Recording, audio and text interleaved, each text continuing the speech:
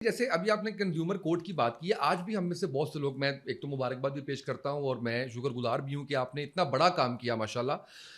Consumer courts आज भी लोगों को नहीं पता कि कैसे ऑपरेट करनी है, क्या कोई वकील करवाना है, डायरेक्ट भी जा सकते हैं, किस तरह से? थोड़ा-सा अगर आप इसके बारे में बता दें तो मैं कहता हूँ कि हमारे नाज़रीन को जी, भी जो है बिल्कुल। वो इसमें फ़ायदा हो जाएगा। अच्छा, इसमें ना बहुत ही हमने इसको सिंप्लीफाई कर दिया है। हुँ, इसका कानून इतना सादा है, इसमें आपको वकील करने की भी ज़रूरत नहीं है। ओके। करना सिर्फ ये है कि कोई भी आपने प्रोडक्ट लिया, चाहे वो इलेक्ट्रॉनिक्स है, चाहे वो मोबाइल है, चाहे वो कोई गाड़ी है, कुछ भी आपने खाने पीने की कोई चीज़ है, कोई भी चीज़ ली आपने, सर्विसेज इवन ली हैं आपने, चाहे आपने किसी से आपने फेशियल करवाया वो ठीक नहीं हुआ, किसी से आपने फर्नीचर लिया वो ठीक नहीं हुआ गड्डी सही कराई निकला। सर, वो भी बेचा है हाँ कि? जी, गाड़ी की वर्कशॉप सर्विसेज जी जो बिल्कुल। सिर्फ ये है कि आपके पास उसकी रसीद होनी चाहिए, वो जो बेशक अपनी बुक पे बना के दे। अपनी बुक पे बना के, ठीक है, वो और रसीद आपके पेमेंट पास, बेशक कैश में की हुई है। पेमेंट कैश में की हो, कोई ओके, इशू नहीं, ठीक आपके है। पास रसीद होनी चाहिए कि आपने ये काम उससे करवाया।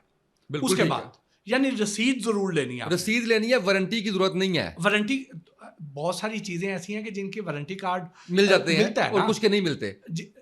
मसलन आपने जैसे फर्नीचर वगैरह लिया, उसका वारंटी कार्ड नहीं वो देते हैं, हाँ जी। लेकिन उसके बिल के ऊपर आपको लिख देते हैं। बिल्कुल ठीक है, ठीक है, बिल्कुल सही तो है। वो आपने ये चीजें अपने उसके लवाजमात जरूर पूरे पूरे करने हैं, ठीक है। कि जो उसने कमिटमेंट आपसे की हुई है वो वो उसे कहेंगे ये लिख के दे दे हमें। लिख के देते, बिल्कुल सही है। ठीक, बिल्कुल सही। उसके बाद पता चलता है कि फर्नीचर में को दीमक लग गई है, हम्म। फर्नीचर उसने टाली का कहा था वो किकर का निकल आया है। ठीक, तो ये आप चीजें उसको कल को चैलेंज कर सकते हैं। ओके। ठीक, आपने गाड़ी लिया वो खराब निकल आई है तो आप उसे क्लेम कर सकते हैं। मोबाइल ठीक नहीं निकला, आपने पंखा या एसी या फ्रिज लिया, टीवी लिया, वो ठीक नहीं निकला, तो आप उसे क्लेम कर सकते हैं। अब उसका तरीका क्या है कि आपने एक लीगल नोटिस भेजना है। वो लीगल नोटिस कोई मुश्किल काम नहीं है, आपने सादा जबान में लिखें, खुद लिख लें, नई वकील की जरूरत, चाहे उर्दू में लिख लें। उर्दू में लिखें। ओके। ठीक, वो उसे कहें कि जी आपसे मैंने ये शय खरीदी थी, फलां तारीख को ली थी, और उसमें इतने दिनों बाद ये उसमें ये मसला आ गया। ठीक है। तो आप बराए मेहरबानी ये मेरी जो प्रोडक्ट है इसको चेंज करके दें, ठीक है। या मुझे इसका हर्जाना अदा करें। ओके। और अगर आप मुझे 15 दिन के अंदर ये नहीं करते हैं तो मैं हक रखता हूं कि मैं कंज्यूमर कोर्ट में आपके खिलाफ केस दायर कर दूं। ओके। सादी जबान ये लिखा गया। ये लिखा गया, लिख के आपने उसको कोरियर करना है, या जो आम डाक से रजिस्टर्ड डाक से उसका आपके पास वो रसीद ताकि आएगी। आपके पास रसीद आ जाए। ठीक है। क्योंकि ज्यादातर केसेस में जैसे आबिद मार्केट के जो इलेक्ट्रॉनिक्स डीलर हैं या फीस सेंटर या हॉल लोड वाले हैं, इनके खिलाफ इतने केसेस हुए हैं कि इधर जैसे ही आपका लीगल नोटिस जाएगा वो फौरी तौर पे आपको बुलाएंगे, कहेंगे भाई ना मेहरबानी करो, मेहरबानी करो, अपनी प्रोडक्ट नवी ले जाओ या अपने पैसे वापस ले जाओ। वाह। 90% केसेस में आपका सिर्फ एक वो जो लेटर है ना वो आपको रिलीफ दिलवा देगा। इतना हमने इस पे काम किया है।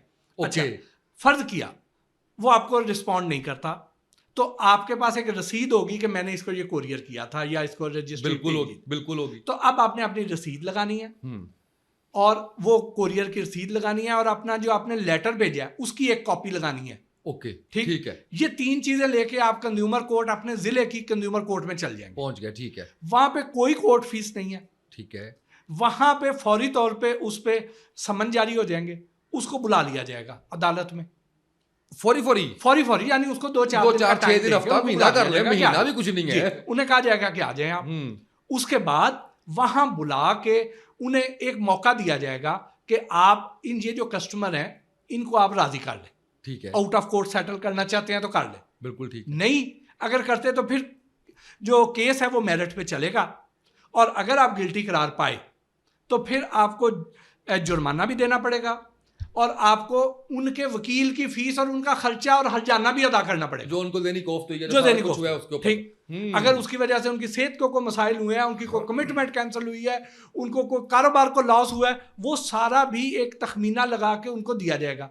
यानी आप अंदाजा लगाएं कि एक डॉक्टर ने गलत ऑपरेशन कर दिया और उसको भी कई करोड़ रुपए जुर्माना उस बच्ची के वालिद को अदा करना पड़ा था जिसका उन्होंने गलत ऑपरेशन किया था। तो ये सब कुछ कंज्यूमर कोर्ट में मुमकिन है। बिल्कुल सही, बिल्कुल सही। सिर्फ ये है कि उस इदारे के पास अपना बजट नहीं है। ठीक, उनके पास चूंकि ये इख्तियार नहीं है कि वो खुद से जाके छापे मारे जैसे पंजाब फूड अथॉरिटी करती है, इसलिए उनकी उतनी मशहूरी नहीं है। अदरवाइज काम वहां पे भी बहुत हो रहा है। उसके डायरेक्टर है आजकल महमूद भट्टी साहब, बड़े एनर्जेटिक आदमी है, तो वो अच्छा काम कर रहे हैं। और उन्होंने इसको और ज़्यादा आसान कर दिया कि उन्होंने इसकी मोबाइल ऐप बनवा दी है। वैसे वो कैप्टन साहब के ज़माने में ज़्यादा नहीं एक वो मिला था इसको पंजाब फूड अथॉरिटी को?